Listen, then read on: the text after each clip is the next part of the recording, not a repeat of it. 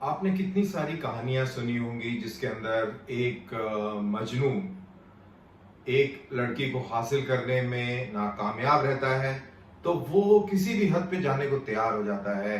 कोई तेजाब फेंक देते हैं, कोई गोली तक मार देते हैं और पता पता नहीं वो किस तरीके की नफरत ऐसी पैदा कर लेते हैं कि जिस लड़की को वो प्यार करते हैं उसी को का ही काम तमाम कर देते हैं। दरअसल यही कहानी है कश्मीर की और पाकिस्तान की। कश्मीर वो लड़की है जिसके प्यार में पाकिस्तान मजनू हो चुका था और उस मजनूबाजी की जुनून में उसने खुद को तबाह कर दिया और कश्मीर को भी तबाह कर दिया। अब हमने भी कई बार ये कहानी सुनी है, ये बात सुनी है और आपने भी सुनी होगी कि पाकिस्तान एक आतंकवादी तैयार करता है और उसको रोकने के लिए, उसको खत्म करने के लिए हमको बहुत बड़ा तंत्र लगाना पड़ता है। हमारे अरबों खरबों रुपए खर्च होते हैं तो पाकिस्तान कम पैसे में भारत के ऊपर ज्यादा नुकसान डालता है और भारत को कुछ करना चाहिए जिससे कि ये जो नुकसान जो भारत झेलता है इससे उभर पाए। तो मुझे लगा कि चलो एक मैथमेटिक्स करते हैं, एक एक्सरसाइज करते हैं जिसके अंदर हम ये कोशिश करते हैं कि पाकिस्तान का कितना सरमाया, कितना पैसा लगता होगा इस आतंकवाद को सपोर्ट करने में। तो इसी चीज को समझते हैं, इसकी पड़ताल करते हैं और उसके लिए मैंने कुछ नोट्स बनाए हैं और उस नोट्स में मैंने ये कैलकुलेट किया है कि पाकिस्तान का कितना खर्चा है।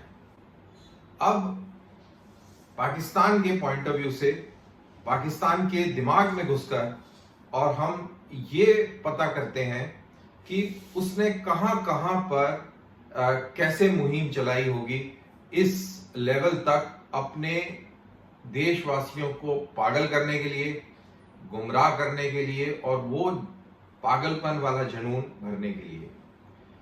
दरअसल पाकिस्तान और हिंदुस्तान का बंटवारा हुआ तो मजहब के नाम पर था और मजहब की नफरत जो है वो पाकिस्तान के लीडर्स ने, पाकिस्तान की फौज ने जला के रखी। वो नफरत के को उसमें तेल डालते रहे उस नफरत के दिए में और वो आग जो है वो सुलगाते रहे, भड़काते रहे, क्योंकि वो उनके फायदे में था। वो क्यों फायदे में था?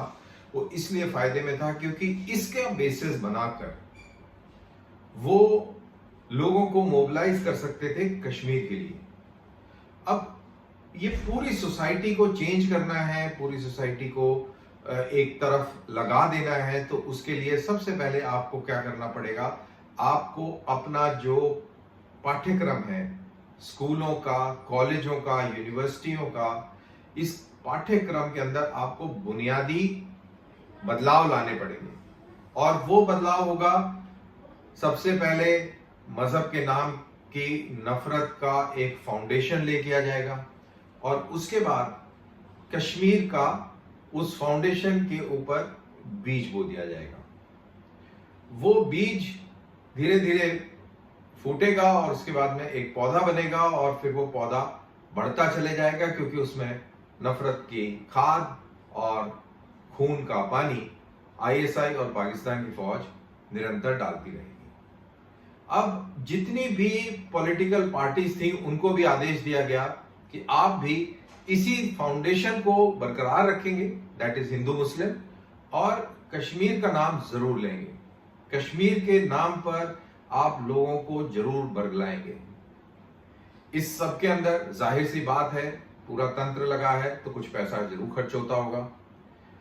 और इसी तरीके से जो पाकिस्तानी विदेश में है, जो डायस्पोरा जिसको बोलते हैं, वो भी, उसको भी ये आदेश है कि आप भी कुछ ना कुछ ऐसे ऑर्गेनाइज करते रहें, एडवर्टीजमेंट लगाते रहें बिलबोर्ड्स पर, क्योंकि वो लोग तो बहुत ही फ्री सोसाइटीज हैं, वहां पे आप इस तरीके की चीजें कर सकते हैं in the name of expression of freedom. तो ये आप करते रहें। जो आपकी एम्बेसीज हैं वहां पर, उनको भी यही टास्क, वन पॉइंट टास्क कि आप कश्मीर कश्मीर कश्मीर की बात हर लेवल पर उठाते रहिए और मुसलमानों की को विक्टिम बनाकर पेश करते रहिए। यूनाइटेड नेशंस में मेरे ख्याल से कोई भी ऐसा 1947 से लेकर आज तक कोई भी ऐसा अधिवेशन, कोई भी ऐसी चर्चा नहीं हुई होगी जिसमें पाकिस्तान ने कश्मीर का नाम नहीं लिया। कोई भी मल्टीलैटरल बायलैटरल फोरम नहीं होगा जहां पर पाकिस्तान ने कश्मीर का नाम ना लिया हो। तो इस सब के अंदर भी पैसा लगता है। आपने जब अपने डायस्पोरा को इकट्ठा करना है, आपने इंटरनेशनल एनजीओज चलाने हैं जो कि कश्मीर प्रोपेगेंडा बेस्ड हो, तो उसमें पैसा लगेगा।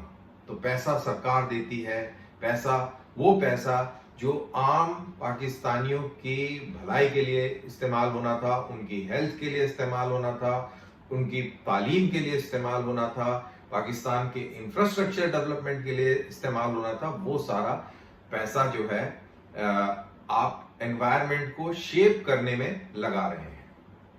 साथ ही उन्होंने पाकिस्तान ने अलाइनमेंट अपनी ऐसी कर ली, सीटो सेंटो बगदाद पैक्ट और कम्युनिस्ट रशिया का जो खौफ दिखाया, अमेरिका को खौफजदा किया और उससे पैसे हटे।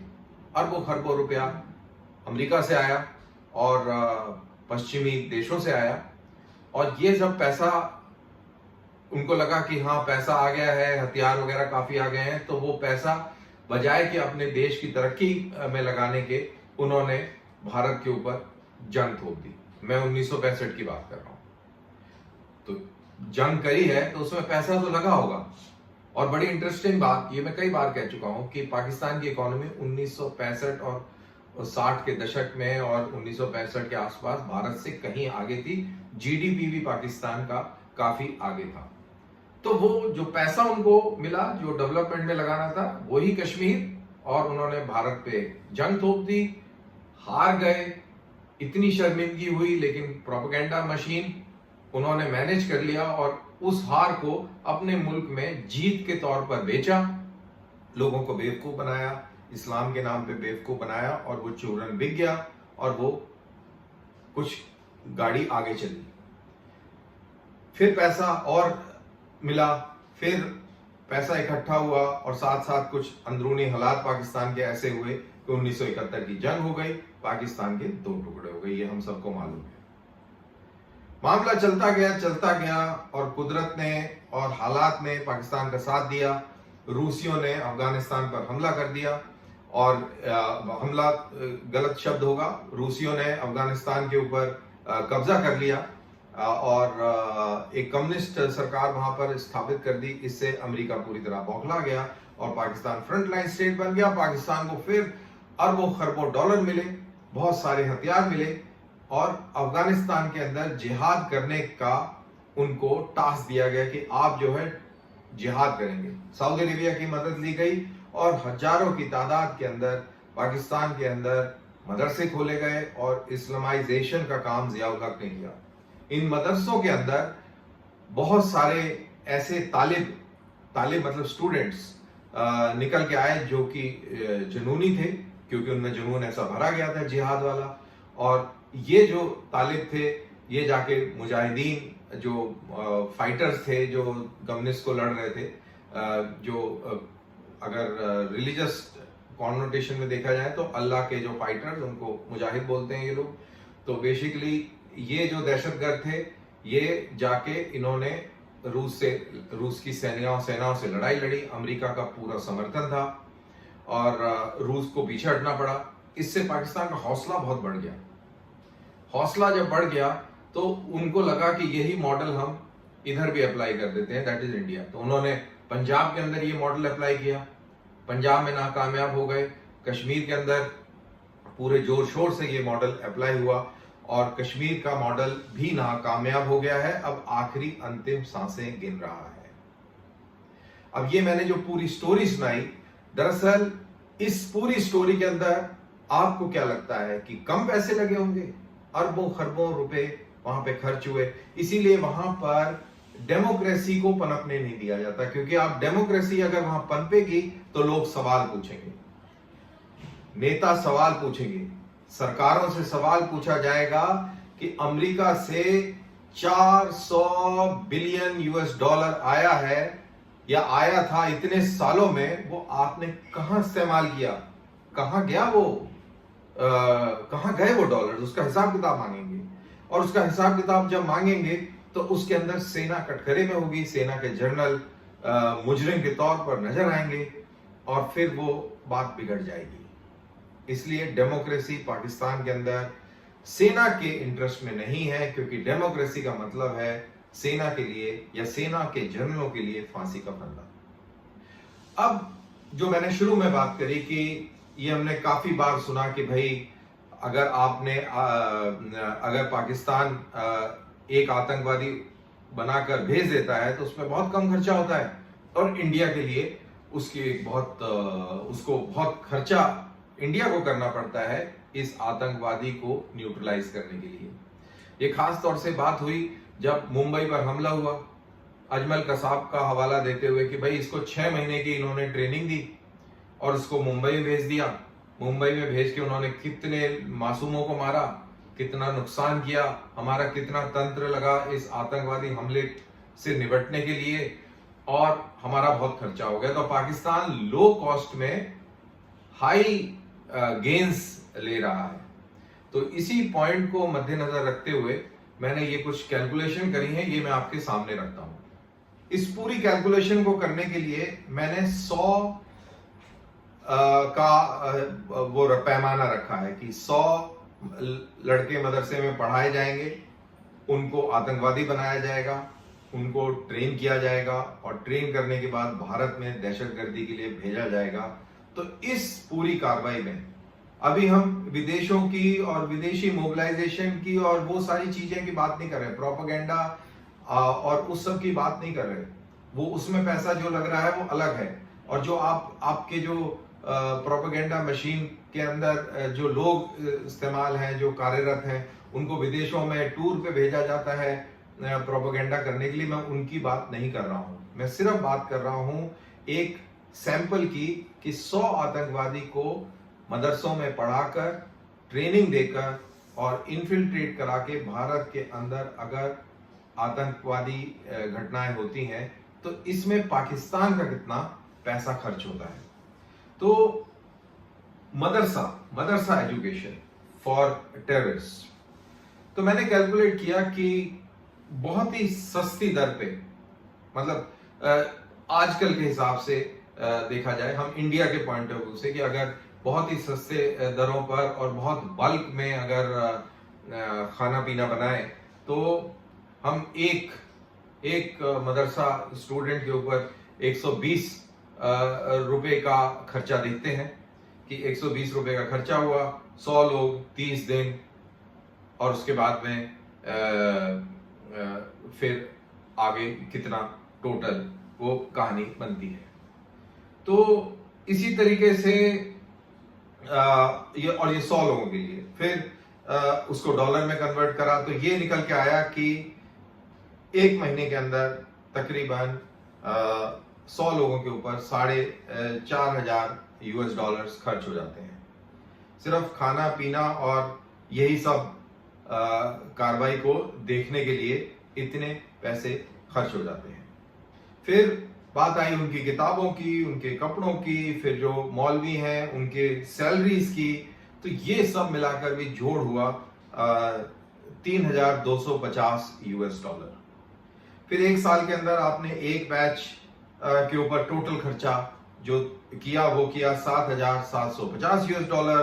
फिर मैं इंटरनेट पे जाके देखा तो ये मदरसा की जो तालीम है ये 5 साल की होती है, तो 5 साल इन्होंने पढ़ाई कराई तो खर्चा निकला इनका 3.8 मिलियन यूएस डॉलर्स। और टोटल एस्टिमेटेड मदरसा एज पर गूगल के मुताबिक टोटल मदरसे जो पाकिस्तान के अंदर हैं वो 40,000 हैं।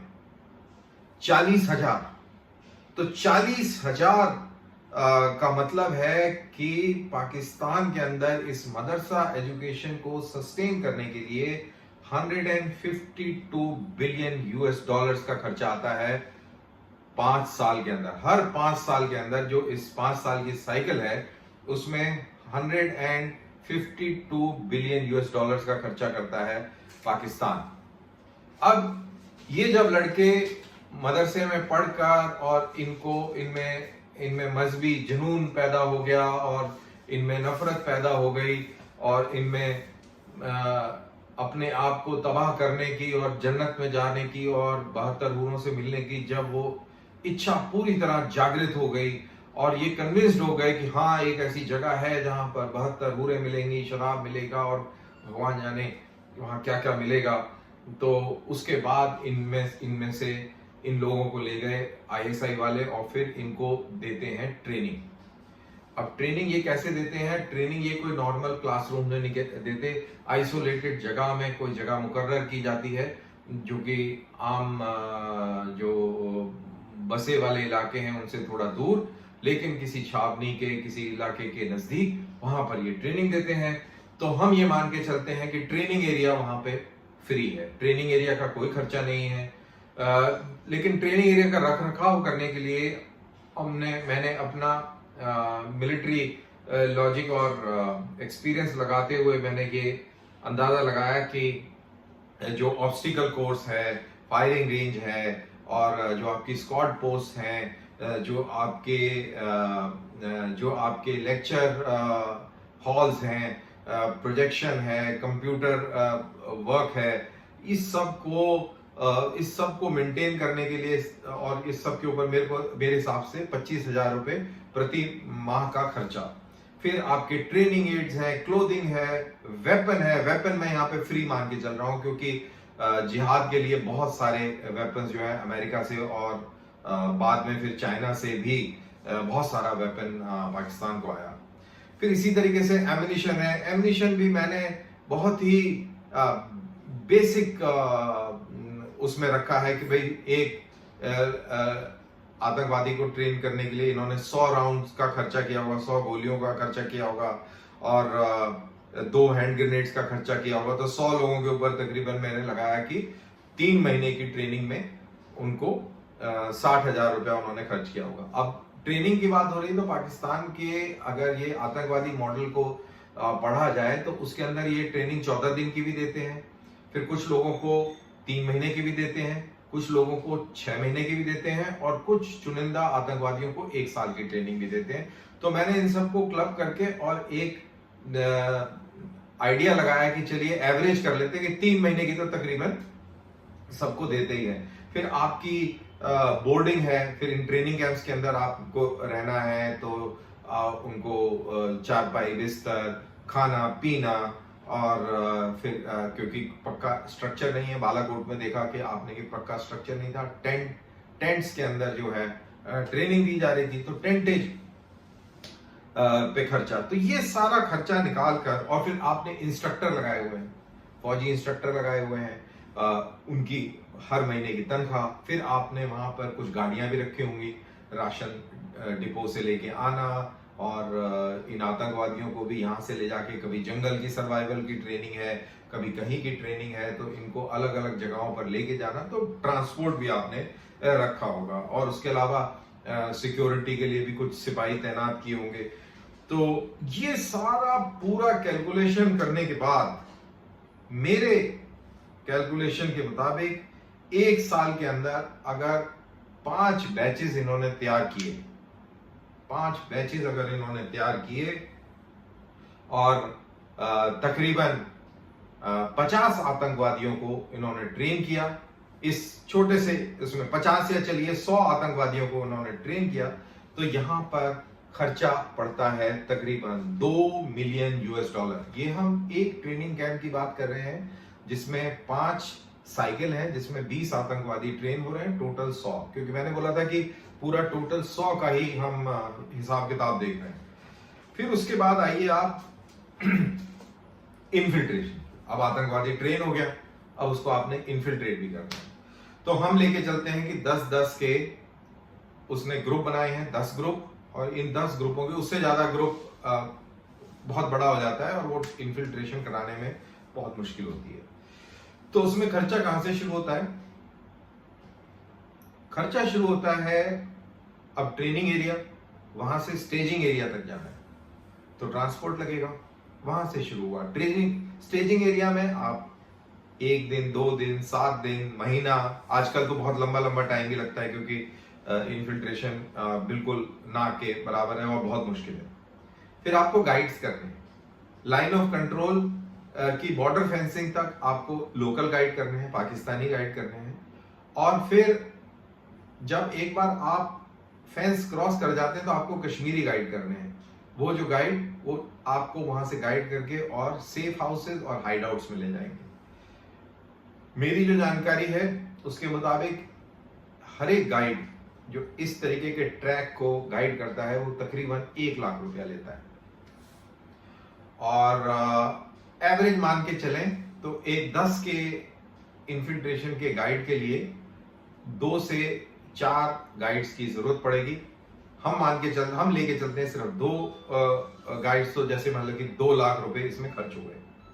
फिर जब आप इन्फिल्ट्रेशन करा रहे हैं तो आपने उसमें कवरिंग फायर भी देना है। आपने जब कवरिंग फायर देना है तो उसमें स्मॉल आर्म्स फायर यानी कि राइफल, LMG, MMG इसका फायर करना है।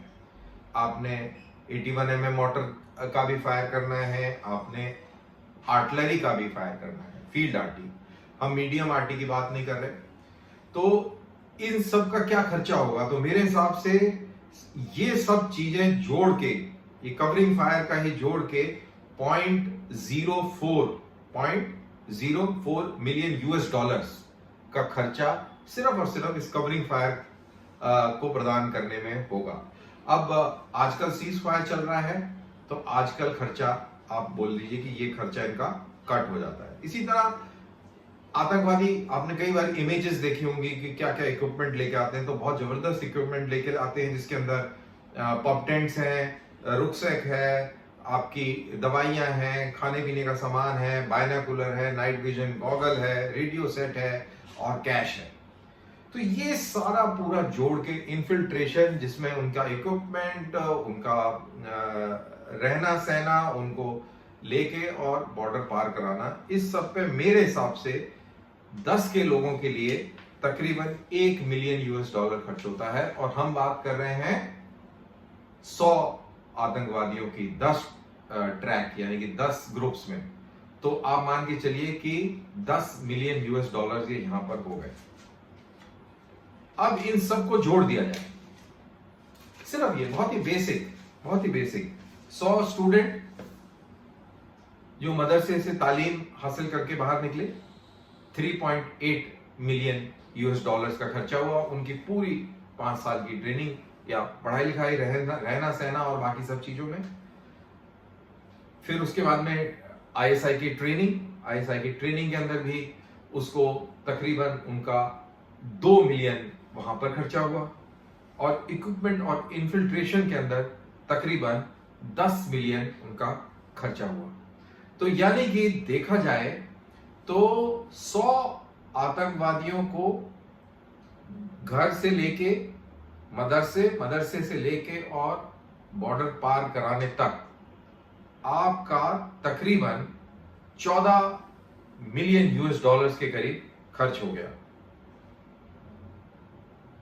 16 मिलियन आपके खर्च हो गए। अब आप ये अंदाजा लगाइए कि पाकिस्तान कितने सालों से आतंकवादी ट्रेन कर रहा है और आतंकवादी भारत के अंदर भेज रहा है।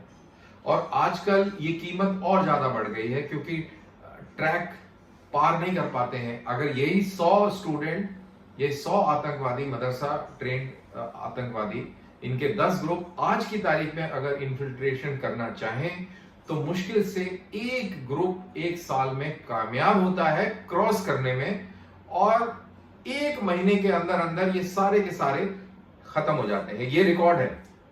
खबरों को ट्रैक करिए, आए दिन ये लोग ट्रैक हो रहे हैं, आए दिन ऑपरेशंस हो रहे हैं, आए दिन इनको खत्म किया जा रहा है, एकदम उखाड़ के इनकी ऐसी तैसी करी हुई है। तो बेसिकली 0 हो जाता है, नेट रिजल्ट इज 0। तो ये स्टेटस है। अब इनको हथियार, एमिनिशन लाने के लिए राजस्थान, आपका गुजरात, आपका अरेबियन सी या नेपाल के जरिए या बांग्लादेश के जरिए इनको ये वाले रूट इख्तियार करने होते हैं, कितना मुश्किल रूट है ये हम सबको मालूम है, क्योंकि बहुत ऑब्स्टिकल्स हैं, तब जाके आप कश्मीर में आ पाएंगे, और ये भी अमूमन पकड़े जाते हैं। अब मेरे हिसाब से मेरे को ये लगता है कि जो सीज फायर का जो भारत ने एग्रीमेंट किया है, ये सबसे गलत किया है। हमको सीज फायर नहीं करना चाहिए था, ये मेरा पर्सनल मानना है, क्योंकि हम तो अच्छी इकोनॉमी है, हम ग्रोइंग इकोनॉमी है, हम तो ये इकोनॉमिक मार झेल सकते हैं, लेकिन ये लोग नहीं झेल सकते। इनके ऊपर बहुत जबरदस्त प्रेशर पड़ता। अंदाजा लगाइए कि जो अभी हालात है पाकिस्तान के अंदर, जहां पे खाने को अब रोटी के लाले पड़ने वाले हैं, गाड़ियों में पेट्रोल नहीं है, डॉलर 240 तक पहुंचा हुआ है, वहां देखिए क्या हालत है। और इस हालात में अगर लाइन ऑफ कंट्रोल के ऊपर दर्जाए हरारत बढ़ी होती, दबा के सीज फायर वायलेशन चल रहे होते, तो अंदाजा लगाइए कि कितना खर्चा पाकिस्तान के ऊपर पड़ता, और ये कितना स्ट्रेटेजिक मिस्टेक थी हमारी कि हम पाकिस्तान की बातों में आके और हमने ये सीज फायर का एग्रीमेंट कर लिया, और हम वहां पर सीज फायर कर लिया, पाकिस्तान की फौज को सांस लेने का मौका दे दिया। एक अंदाजा हमने लगाया था कि पूरे साल में जितने सीज फायर वायलेशन होते हैं लाइन ऑफ कंट्रोल पे, पाकिस्तान की फौज के ऊपर 15,000 करोड़ का बोझ पड़ता है।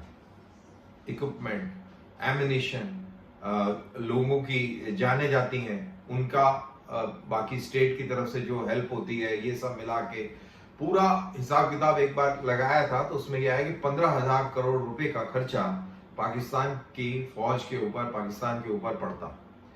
अगर ये कार्रवाई अभी भी जारी रहती तो सोचिए ये भारत के लिए कितना अच्छा एक मौका होता अपने दुश्मन को खत्म करने का, क्योंकि उसकी जो बुनियाद है वो और भी ज्यादा कमजोर हो जाती, और जो उसका जो पतन है वो बहुत ही स्पीड से वो होता। तो ये जो मैंने पूरा जो एनालिसिस किया, जो पूरा ये जो मैथमेटिक्स करी, ये कितनी छोटी और कितनी सिंपल मैथमेटिक्स करी, इसके अंदर और भी बहुत सारे खर्चे हैं। आपको याद होगा कैसे जो LET, JEM, इनके जो बड़े बड़े जो टेररिस्ट थे, ये जब रैलीज करा करते थे, तो रैलीज जब करा करते थे तो उसमें खर्चा होता होगा। अंदाजा लगाइए कितनी रैलीज करा करते थे, कितने वीडियो चला करते थे। तो और अभी जब वो जेल में है क्योंकि हाई वैल्यू टारगेट है, तो कितना खर्चा इनकी सरकार को करना पड़ता होगा उनकी सिक्योरिटी के लिए।